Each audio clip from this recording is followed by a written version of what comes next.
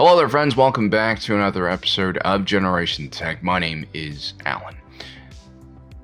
Which character is the most heroic in the Star Wars galaxy? It's not an easy question to answer, but I think one of the more interesting ways to take a look at this question is not by just going through the actions of different heroes, but taking a look at the weight behind their choices. Obi-Wan Kenobi is heroic for sacrificing his life aboard the Death Star so that Luke could survive and carry the Jedi legacy forward. But Obi-Wan Kenobi's death is not an ending, it's more of a transition. Some might argue upgrade.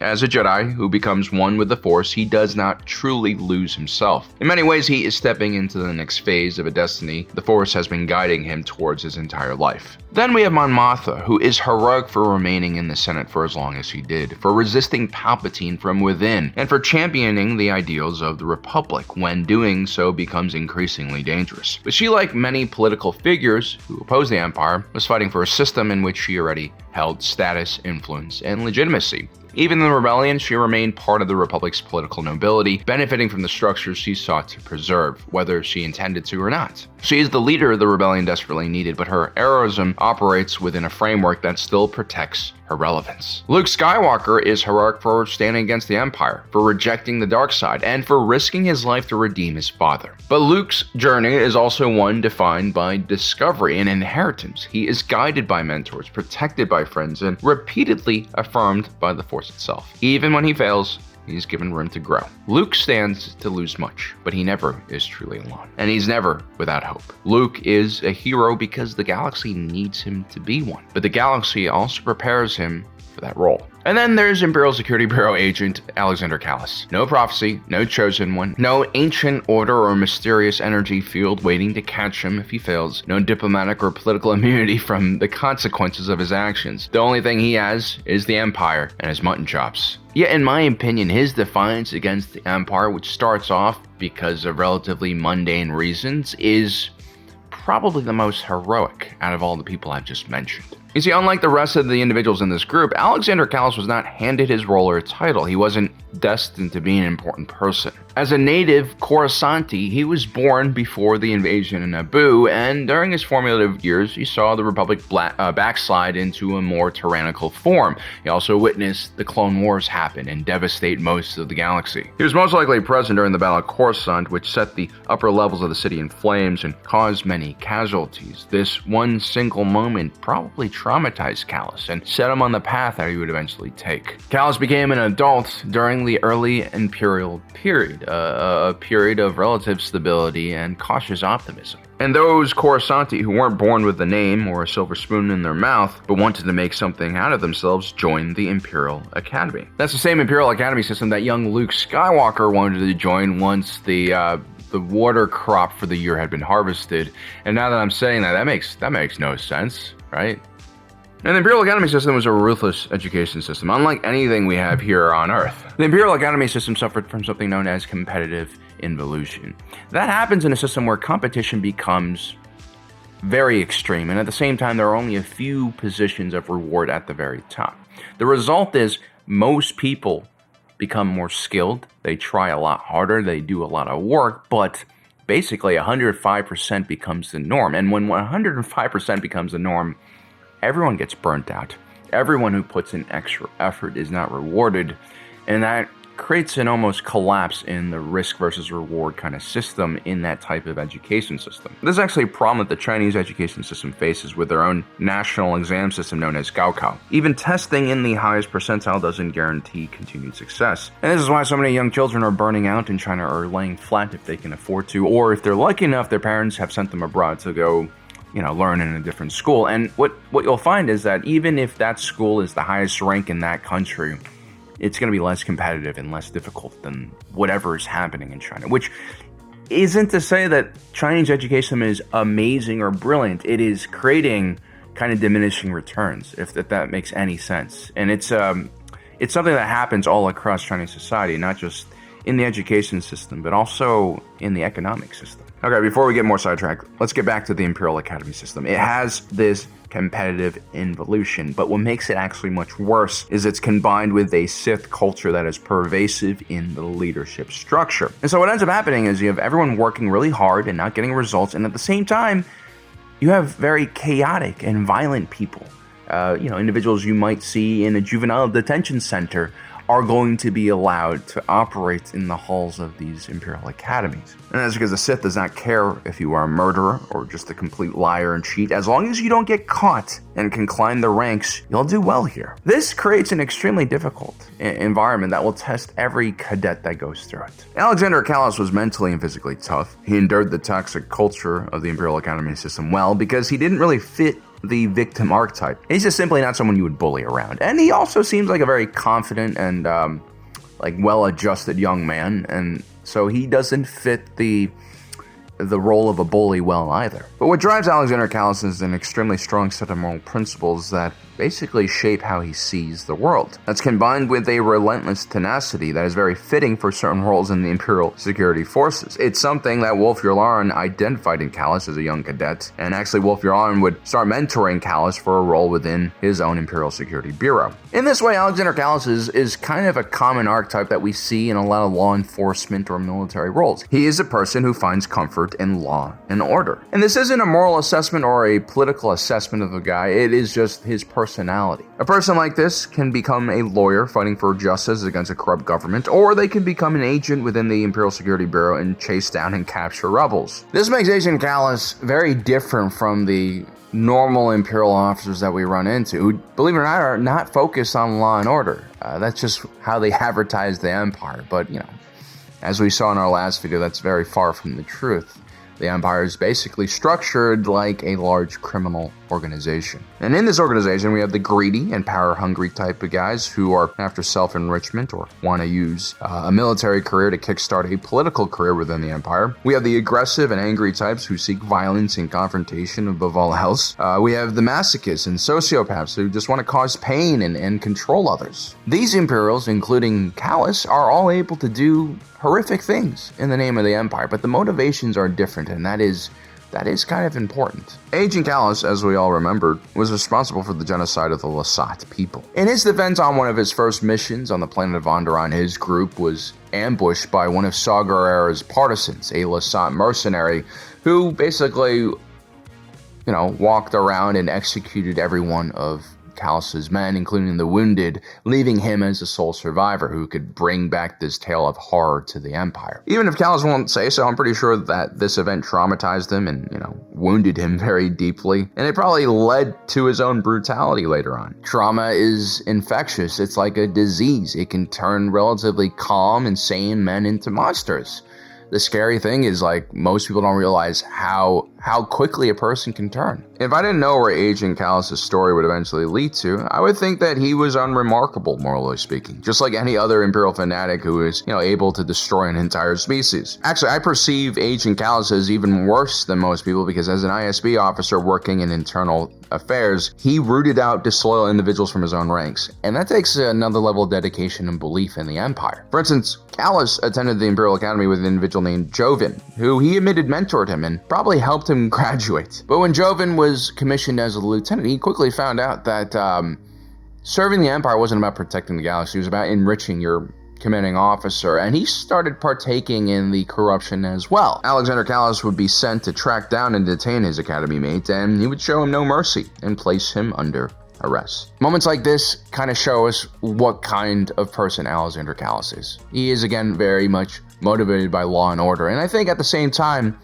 seeing the corruption in the Empire time and time again probably started chipping away at his own beliefs about the Empire. You see, the Sith were smart, but they're probably a bit too cynical in how they set up their empire. And at one point, that just started attracting all of the wrong people and pushing away the right people. For instance, there's an entire system built in to justify the actions of any Imperial military leader, right? To protect them from any backlash from the civilian populace if they do something wrong, commit a war crime, execute a innocent civilian. The citizens they were cracking down on weren't civilians, they were rebel agitators, terrorists, dangerous individuals that are lower than scum that you can use indiscriminate violence against. You can even execute them in cold blood. Controlling this narrative is important for the morale of your troops. No one wants to think that they are the bad guys. But the Empire kept on going. I mean, there was rewards for individuals who are loyal to the mission no matter how brutal it was. At the same time, there were also punishment for those who had principle or moral values that were different from the mission objective. On the surface, most authoritarian regimes like the Empire look strong, honorable, and functional, but when you serve in the Imperial military long enough, you'll start to notice the rules exist until a superior decides they don't. The chain of command is respected, but only going one way, and officers are almost never held accountable by their men, because this is a hierarchy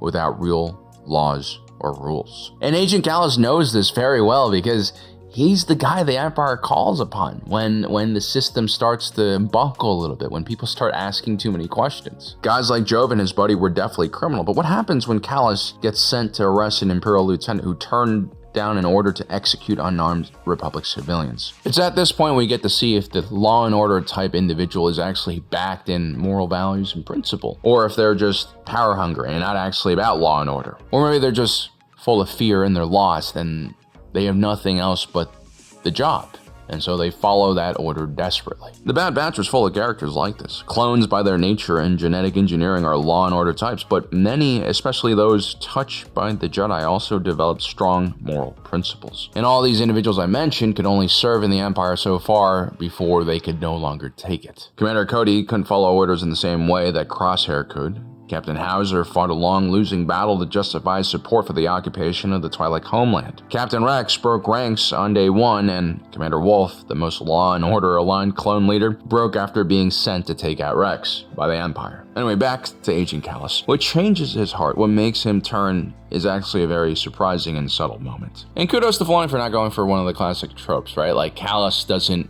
uncover some corruption by a high-ranking Imperial military official who tries to destroy him, or he doesn't, like, run into the Death Star plans and he's so shocked by how inhuman it is he has to give it to the rebels. Instead, what happens is Kallus simply gets stranded on an icy rock with just another rebel. And not any rebel, but a Lasat named Zeb Aurelius, who was very much aware of Kallus's role in the decimation of his species. The two had gone into a fight in an escape pod, a lover's quarrel really, and they ended up stranded, depending on each other to escape. Well, actually, Kallus, with his brittle human bones, breaks his leg during the crash, and so he was wholly dependent on the Lasat for survival. You know, the rebellion is oftentimes mischaracterized as this very holy, righteous band of clean rebels, revolutionary types. The truth is, the original trilogy was just showing the headquarters unit. You know, you got Princess Leia over here with her liberal arts degree and helping the poor and leading a revolution as a strong, independent, noble woman. And you got the golden farm boy Luke here, who might be unskilled but has so much plot armor around him, he's destined to succeed. These individuals do not represent the rebellion, okay? These are really like hero units who have nothing to do with the ordinary fighters who are doing all the dying and fighting. The individuals that Agent Kallus have to run into on a daily basis. I mean, this is why I love Andor and Rogue One, because finally we get to see how rebellions actually look like and how wars actually look like. They're going to be extremists. They're going to be political extremists. They're going to be lunatics and crazy people. They're going to be murderers, criminals, outcasts, people who are just, you know, seeking some thrills in life, right? It's war. It's very complicated. I think a lot of people I see nowadays, there's so many protests about things, and like, so many people have this like Americanized partisan view of everything, whereas like there's only two sides, like it's a fucking sports game. But anyway, I digress. Let's continue here. The Empire is literally messing up everyone's day, and that means even horrible people are going to be fighting against them. And during the early rebellion, when there is no structure, no chance of success, the early adopters of the revolution are almost always going to be the hardest and most desperate, the most chaotic and crazy individuals. Individuals that might be forgotten by the more stable rebellion that follows them. People like Shaw's Partisans or Maya Pei's Brigade. That's what real revolutions look like and why they almost always fail. And I think that is actually one of the biggest problems with like Western education.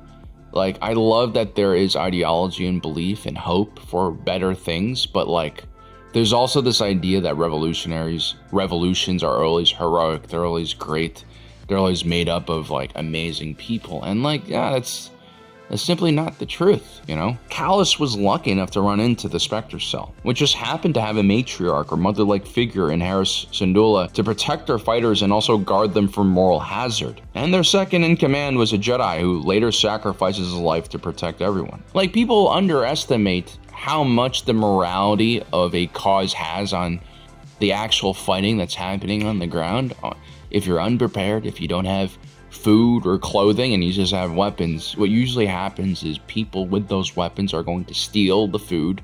They're going to steal the clothing and whatever they can get their hands on. A lot of times, a lot of war crimes, a lot of horrible things in combat are directly related to bad preparation and just no structure. And this is something that happens all the time in revolutions because these are essentially startup armies, right? There's nothing properly done anywhere. Kallus was extremely lucky that he finally ran into this one group that is not a good example of the rest of the rebellion, but it is a good example of what the rebellion should aim to being.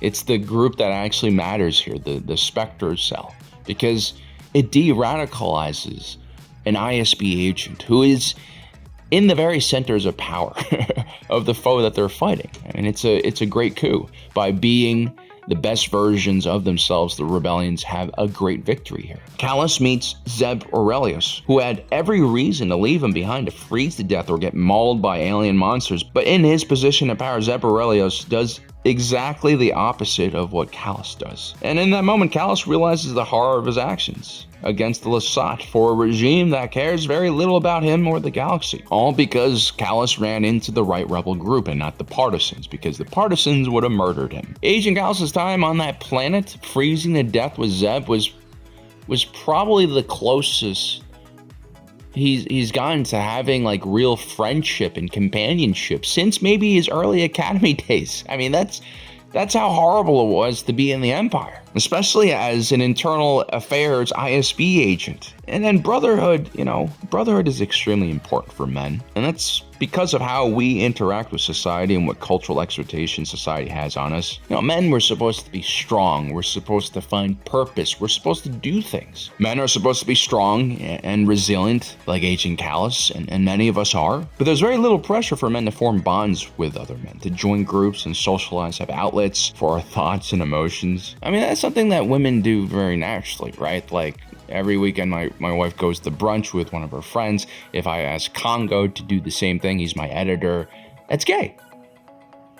And that's silly. I don't really like Eggs Benedict, but I'll take like steak and eggs. I think brunch food is overpriced, basically. But yeah, I like the ambience and vibe of a lot of those restaurants. It's a lot nicer than the fast food joints and hamburger joints I'm supposed to be going to. And I grew up in a time when being a young man in this country was determined by this collectivized view of what masculinity should be. And literally everything that is healthy for men was somehow labeled as gay by, honestly, some of the dumbest and least secure members of the male population. But yeah, men don't fail because they enjoy being in the company of other men. They don't fail because they're weak. They fail because they're alone and told that's virtuous somehow. I mean, how many guys out there are working 2 jobs, 3 jobs? We're all struggling. It's in this economy, everyone's struggling. How many of us have to provide for a family or for parents, or, maybe some of us are just providing for ourselves, which is in a lot of ways even harder. I walk outside and I see like the electricity's on, the water's running, the stores are running.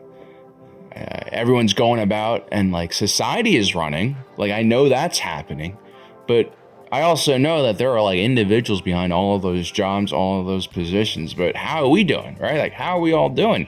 Because I know like so many of you guys out there, you bear all of this responsibility and stress, and you don't think for one moment, or you don't ask for one moment for anyone to recognize what you're doing, or at least like have someone to talk to about your struggles, so that you feel like you're seen, that like you feel like someone appreciates all the hard work and dedication you put into the things that you do. So many men feel like they have to carry everything internally quietly. So many men think it's wrong to ask for companionship or to admit loneliness, because somehow that means we're all failing at being men, or that we're weak. We're told strength is endurance, resilience is silence, and honor is doing your duty without complaint. That's not how masculinity is created. That's not strength. That's how they turn you into a cog in a machine, so that you become inconsequential. Because the people who create these cultural values don't care about you. They just want silence until the point of failure. And ultimately, Kallus wasn't lost because he lacked discipline or purpose. He had both. What he lacked was brotherhood. Not hierarchy, not competition, not indoctrination, but someone besides him who saw him as a person rather than a rank or a tool. The Empire gave him structure, but it stripped away connection in a very extreme way. The Empire taught him loyalty without trust, duty without compassion, and strength without community. It's a structure that is self-protecting and designed to keep those at the top in power, but this structure has very little care for the individual and uses them up.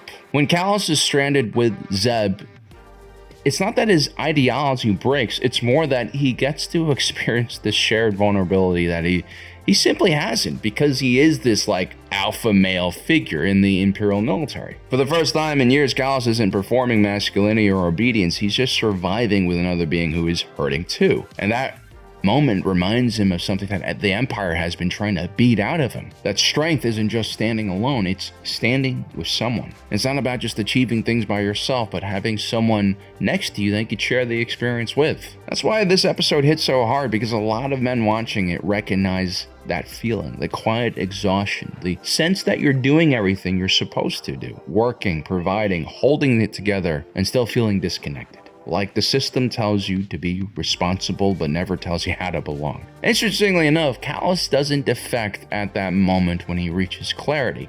He decides that he no longer wants to serve the Empire, but he actually stays inside the system to do it. This is a really interesting decision because he obviously yearns for the companionship that the rebellion has, but he realizes the best way to help the rebels is by slowing down the Empire from within. That is where he can be the most impactful. He might also realize that if he defected at this point, he might be thrown into prison, right? Because of all of his actions. He might need to do something greater to escape that kind of condemnation. That's the more cynical side of me thinking, and I actually don't think that's the real answer. I think the law and order side inside of Kallus is exceptionally strong. And yeah, I think, some trauma in his past might have hardened him, made him more extreme, pushed him down this road that he's not really proud of, but now he's awakened. He has found his principles again, and he wants to dismantle the Empire. As an internal affairs officer in the ISB, he's seen all of its corruption, the cruelty, the inefficiency, and the chaos the Empire brings to the galaxy. Meeting Zeb wasn't the beginning of his awakening, it was really just the last straw. And now he's desperate to undo the damage that his career has created. And because he is living with great regret over his past actions, instead of embracing and accepting the reward of fighting alongside people that care about him, he makes the ultimate sacrifice by becoming Fulcrum. And as Fulcrum, he essentially saves the rebellion on multiple occasions, from Grand Admiral Thrawn himself. In the debate between free will and determinism, Alexander Kallus sits in a very uncomfortable place. Because if you look at his life, it seems like all of his life, large events, historical events have shaped his direction and path. He was born into a collapsing republic, raised during a galactic civil war, shaped by a hyper-competitive and brutal academy system, and mentored by men who believed order mattered more than mercy after he himself was almost brutalized by a crazy Lasat mercenary. His trauma, his career path, his moral blind spots all make sense given his experiences. By most philosophical standards, Kallus shouldn't have defected. The system rewarded him. He was respected. He was protected. He had rank, purpose, and identity, and that's exactly why his choice at the end matters. Kallus doesn't break free because destiny calls to him. He doesn't receive a vision from the Force. He isn't given a clean moral escape hatch or Death Star plans. Instead, he simply makes a connection with an enemy, and he's reminded of what brotherhood and companionship looks like. It's simple. But instead of taking the easy way out and following his desire to join the rebellion right then and there, he accepts that redemption doesn't mean forgiveness, and that he is still responsible. That is free will in its most difficult form. Not the freedom to become something greater, but the freedom to accept responsibility and act anyway. Kallus stays inside of the Empire, not because he's afraid to leave, but because he believes penance matters. Because a man who truly believes in law and order doesn't just walk away from the damage he helped create. He tries to slow it down. He tries to contain it. He tries in whatever small way he can to prevent others from becoming what he was. And that is why, in my opinion, Agent Alexander Kallus is one of the most heroic characters in Star Wars and very underrated. He doesn't save the galaxy. He's not the chosen one, but because when every system in his life told him this is who you are, he chooses to say, no, this ends with me and my mutton chops. Well guys, I hope you enjoyed today's video. Don't forget to subscribe and hit that notification button down below. so you don't miss out on the rest of our awesome content. As usual, my name is Alan, reminding you that my allegiance is to the Republic, to democracy. I'll see you next time.